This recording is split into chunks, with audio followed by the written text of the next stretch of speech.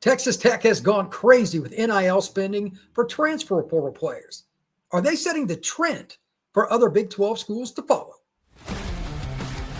Locked On presents The Portal, the daily podcast covering college football recruiting and everything NIL. Part of the Locked On Podcast Network. Your team every day.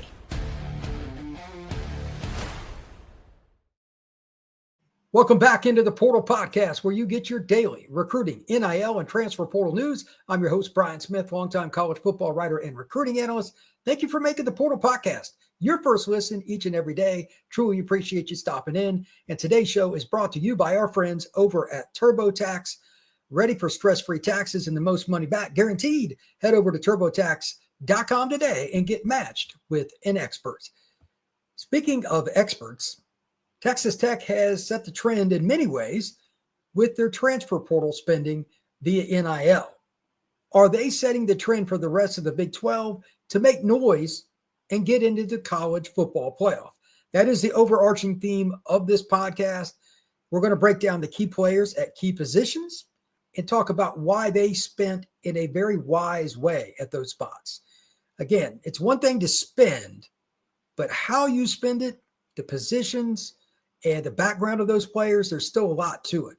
So we're going to break it down. It is a very unique situation that I'm giving props to Texas Tech, Coach McGuire and his staff, everybody at that administration to help him build the pieces that they put together. They've got a chance to make the playoff this year. And if you'd have told me that 6-8 months ago, I would have told you that you were crazy. But then again, hey, proof is in the pudding. So let's break it down right now. Number one thing, for any Big 12 school, Tech being the example today, to rise up and compete with Big 10, SEC, and even some of the ACC schools like Clemson or Notre Dame as an independent, they've got to get better in the trenches. So the guys that I'm going to talk about first, the first four players, they're all D linemen. This is a defensive focus because the Big 12 stinks at defense more often than not. At most of the schools, there will be 2 or 3 every year that are really good. Okay, that's great. But they're still not elite SEC level or Big 10 level. If they're going to make the playoff, that's one thing, but you get a spot. You've got a guaranteed bid. If you're going to get in and make noise, these teams need to be better defensively. Tech recognized that. So here we go with not 1, not 2, not 3, but 4 players that are proven in the trenches that can help change their program. I think this is the way that most Big 12 schools are going to have to do it until they recruit better out of the high school ranks. We're going to talk about that a little bit later. But this, for now, is the trend in the Big 12. If you don't keep up with Texas Tech, you're going to get smoked. Other schools that do have a chance to make it to the playoff and make some noise. So first off, they got David Bailey. I did a preview on David not that long ago because he jumped in the portal out of Stanford. He's getting his degree this May. He'll enroll this summer at Texas Tech. Really good pass rusher. 31 tackles, 8 tackles for loss, 7 sacks. Played a stand-up end in like a 7 or a 9 technique, however you want to label it. But he was the designated, I'm coming after you, pass rusher, speed rush, dip and bend, get around the end. Like there was no secret to most of what he did. Now, he occasionally mixed up his moves and whatnot, but he is an absolute terror off the edge. 3rd and 8 is not friendly for an offensive tackle. There are only so many guys like that. Stanford losing their head coach and that whole turmoil in Palo Alto is unfortunate, but Taylor's firing also means that Texas Tech gains one of the best players in college football in an individual circumstance, and that's just pass rushing. He's actually not too bad as a run defender either. He had over 300 snaps last year. Matter of fact, 364. His pressure rate for Pro Football Focus is still the main thing, though. 93.2. If you're going to spend, you got to spend smart. And the number that I heard for him was really high. I'm going to leave out the details there, but they went all in. For 1 year, they went out and got maybe the best pass rusher available in the spring window. We'll see who else gets in. And by the way, that's April 16th through the 25th. So his run defense, though, was 59.3 for a team that couldn't stop the run and didn't have a lot of help up front. Now that he's playing for a team that has other guys, and I'll go through 3 of their additions momentarily, I will guarantee you that barring injury, David Bailey's run defense will go up too. Again, it was only 59.3 last year. It's not that great, but he's also a guy that everybody knew where he was on every play. Let's see what he does playing for Texas Tech this next year. Really wise investment. If you're going to spend it, go get the best. Don't project. Don't take a guy that was just some 5-star out of high school and hasn't produced. You're going to hear me say that a whole bunch of times during this podcast. Next up, we got 3 defensive tackles: Lee Hunter, Anthony Holmes Jr., and Skylar Gill-Howard. All 3 of these guys are proven. Again, recruiting rankings are one thing, but once you get to college, you start at 0. Did you produce before you got into the portal? That is a primary theme here for what Tech did. Lee Hunter played at UCF after playing at Auburn. This past year for UCF, he had 45 tackles, 9.5 tackles for loss, and 1 sack. Now, he's not a pass rusher, never has been. Great guy. I had a chance to cover him at UCF, but he is an absolute bull. He's well over 300 pounds, and he has grown man strength. His favorite pass rush move is also the most basic in the world. I'm going to run right at you, put my hands in the middle of your chest, and propel you backwards into your quarterback's lap. I saw him do that in practices. I saw him do that in games. He is annoying. Now, he's not going to finish the play a lot, but if you get pressure up the middle, guys like Bailey, again, that's just going to increase his ability to make plays and other guys around him. And the secondary hasn't covered great for Texas Tech anytime recent that I remember, but if they're only covering for 2.5 seconds instead of 3.5, that changes the ball game. You're going to get more turnovers. You're going to get more 3 and outs. That's really going to help. Anthony Holmes, this is a guy that is a big body player as well. In the realm of 300 pounds, he transferred into Texas Tech from Houston. He's listed at 6'2", 295. I expect him to be the most consistent player based on grades, and he's familiar with the Big 12, so he's going to know a lot of the guys. 40 tackles, 8.5 tackles for loss, and 2 sacks. But here's the key. He was good at both the run and the pass. 70.4 was his PFF grade for run, and 64.2 is not bad for an interior player. And to be honest with you, I don't know if he's going to get doubled as much. I expect Lee Hunter to get doubled constantly. Now, his grades were a little higher, but double teams are not friendly. 74.5 and 70, I get that. But because of that, they might put Holmes next to him or one of these other guys too. They're going to move it around. Lee Hunter is going to open up things for other guys. Holmes, I think, will be the biggest beneficiary. Skylar Gill-Howard out of Northern Illinois. He was a part of that defense that really stymied Notre Dame's run defense, 51 tackles, 8 tackles for loss, and 5 sacks. That is production. As a run defender, he is through the roof. Now, I know he played at the G5 level, but 87.9 run defense by PFF, that's incredible. 74.9.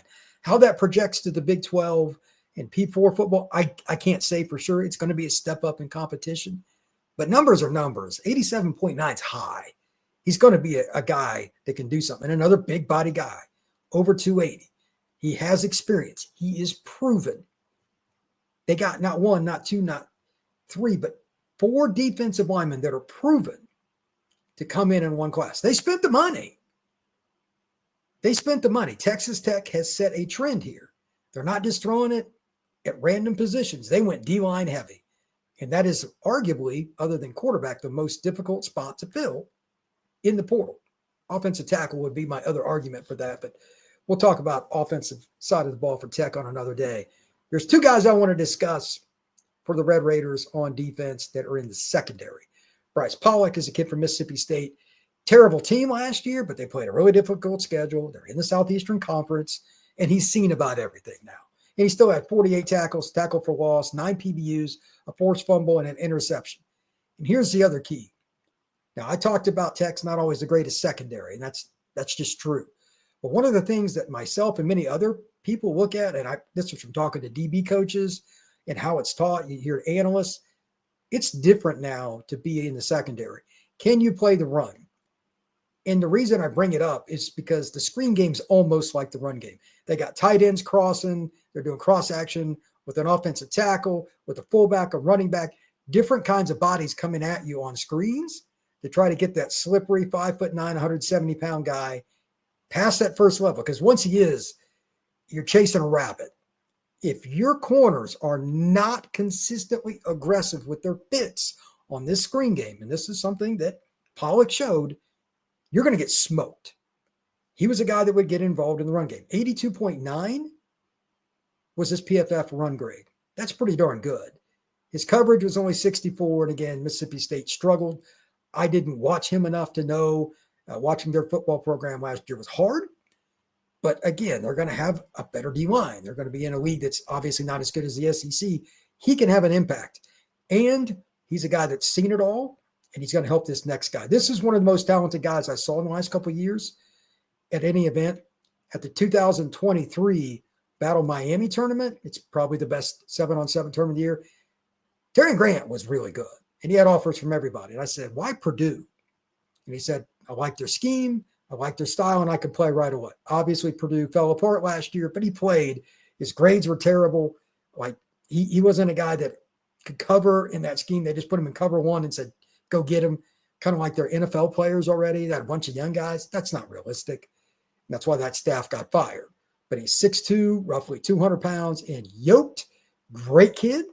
He will learn. And having a guy like Pollock added to some of the other players coming back, this is the one guy they took a chance on because he doesn't have a lot of proven production. He only had 13 tackles and 2 PBUs, according to CFB stats, but just an elite talent, and he only played a year. We'll see how it goes, but if you're going to take a chance, it's got to be on a guy that has NFL potential. There aren't many 6'2", 200-pound corners. Fair enough. When we come back, we're going to talk about some of the needs they have, some of the things they can do, but Texas Tech has set a trend here. So again, I ask you, will other Big 12 schools follow in the footsteps of Texas Tech and do it as smartly as they have? We're going to discuss that more here on the Portal Podcast. This is a message from our sponsor, Intuit TurboTax. Taxes was waiting and wondering and worrying if you were going to get any money back, and then waiting, wondering, and worrying some more. Now taxes, it's about matching with a TurboTax expert who can do your taxes as soon as today, an expert who gives your taxes their undivided attention as they work on your return, while you get real-time updates on their progress so you can focus on your day. An expert who will find your every deduction possible and file every form, every investment, everything with 100% accuracy. Also, you can get the most money back guaranteed. No waiting, wondering, worries. This is taxes. Get an expert now with TurboTax.com. Only available with TurboTax Live Full Service. Real-time updates only in iOS mobile app. See guarantee details at TurboTax.com/guarantees. This show is also brought to you by our friends over at Monarch Money. Ever check your bank account and wonder, where did all my money go? Between dining out, online shopping, and other forms of entertainment, it's easy to lose track. That's where Monarch Money comes into play. Your personal CFO giving you full visibility and control over your finances. Monarch Money isn't just a budgeting app. It's a complete financial command center. You can track all your accounts, investments, and spending in one place, so you stop just managing your money and start building wealth. Here's something else that's really important. You're going to spend on things that you probably didn't realize. I know I do. Spending money on food, Ubers, and different things that add up to pull away from your finances. With Monarch Money, you can save more because you're understanding what you're spending on and what you don't need to spend on. And you can do that too with your partner. You can put all your accounts under Monarch Money to make sure you save for your financial future. Take control of your finances with Monarch Money. Use code LOCKEDONCollege at monarchmoney.com for 50% off your first year.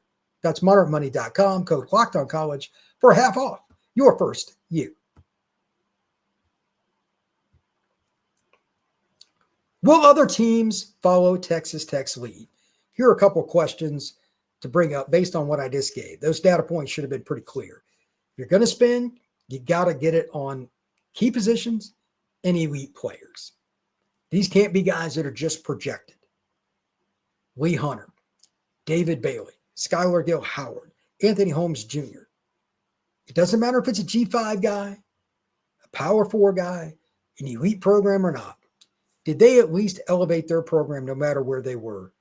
And as one of my friends in the coaching community at the college level told me about a year or so ago, just an old remembrance of a statement that's been around forever in football, fair or not, your best ability is your availability.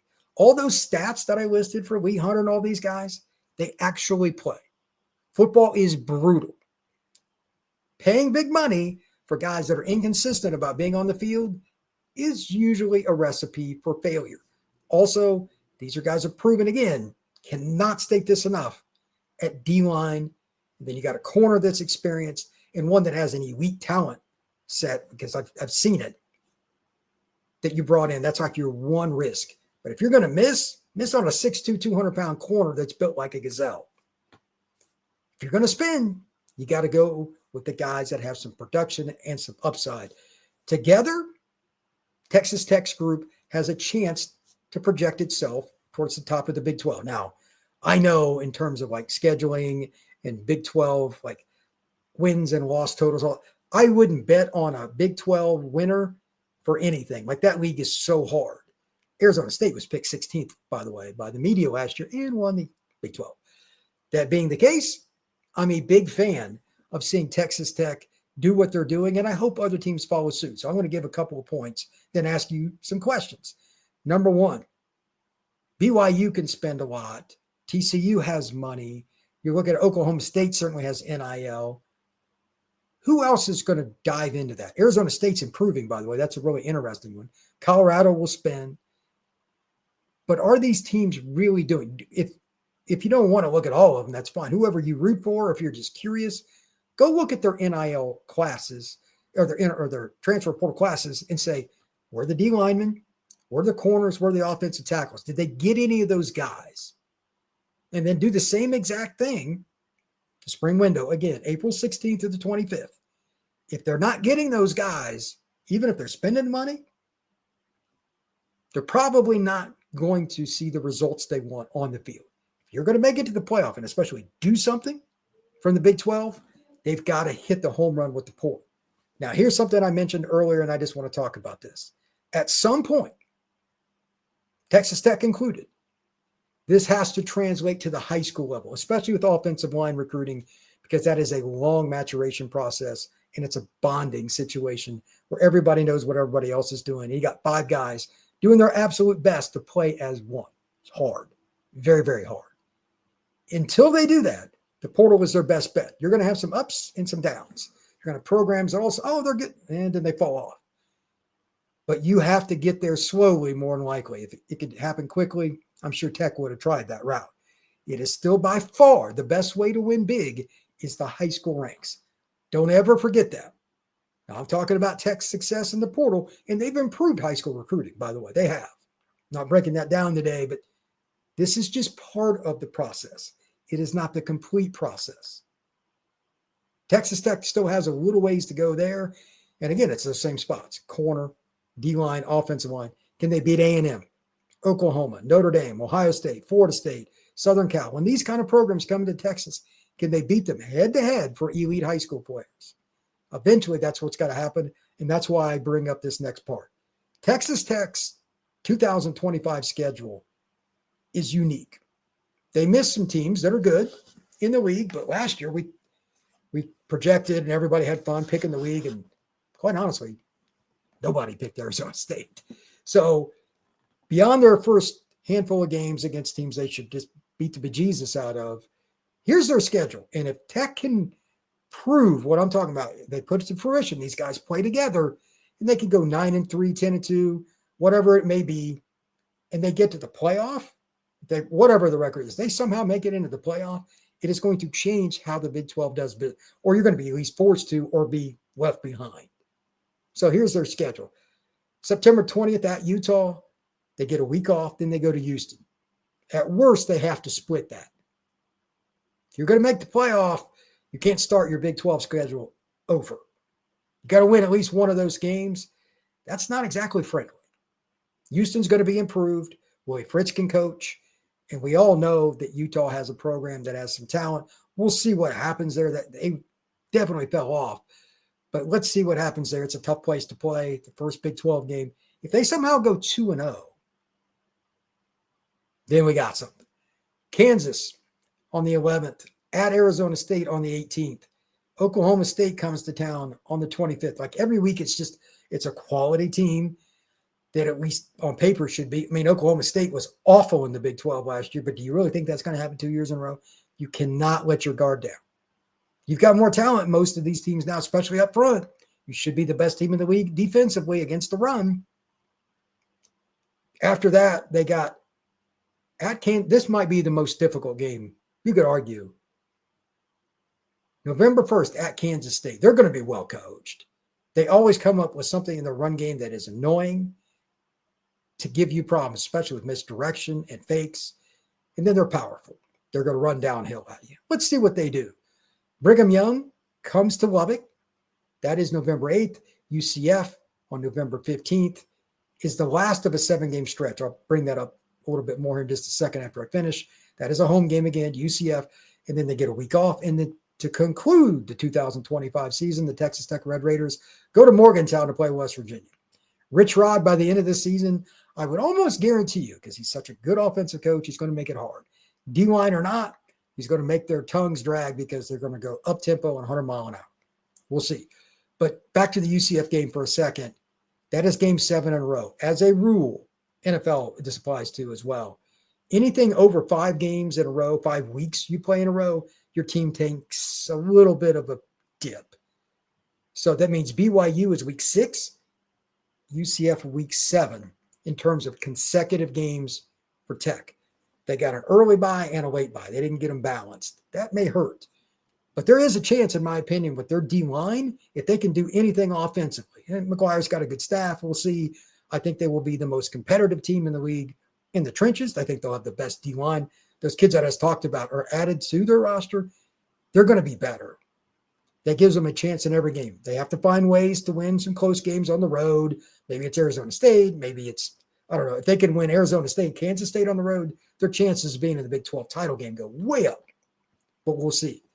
When we come back, I want to talk a little bit about this in terms of what is the future of the Big 12? Is there anything else besides the NIL spending? That is next here on the Portal Podcast.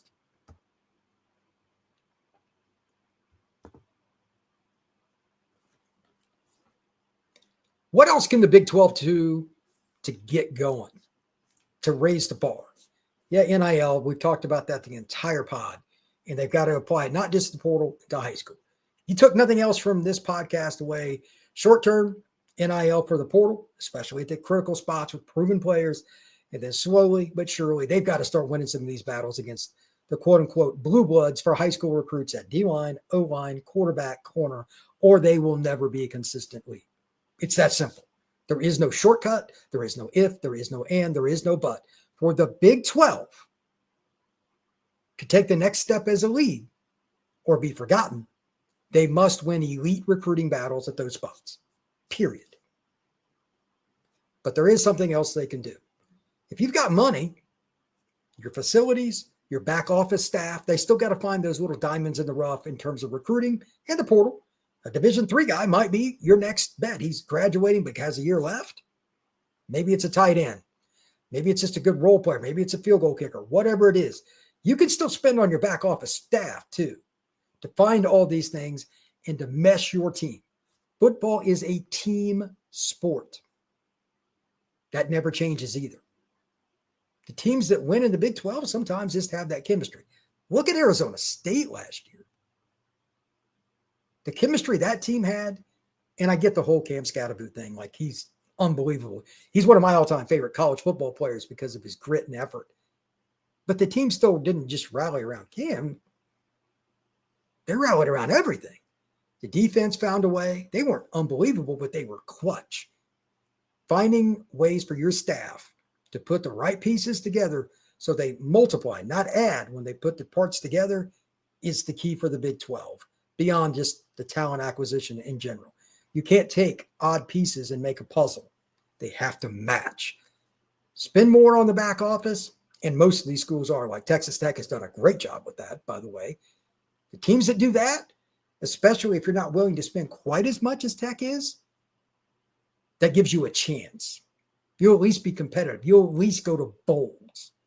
You may not win the Big 12. You may not make the playoff, but it has to start there.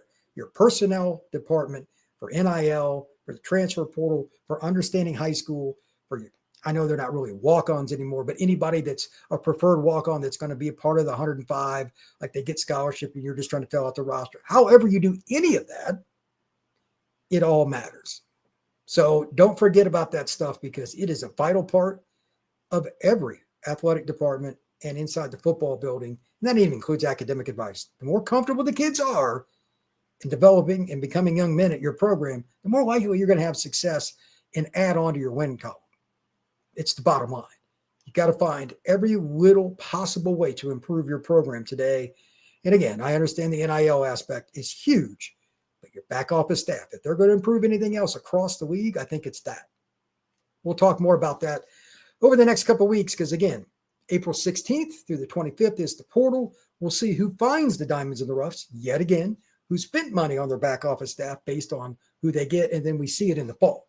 There's no hiding because the teams that miss are the teams that are also most likely to not make even a bowl and come up short for their fans' expectations. Thank you once again for making the Portal Podcast your first listen each and every day. I truly appreciate you stopping in to learn all the most recent NIL and transfer portal and recruiting news.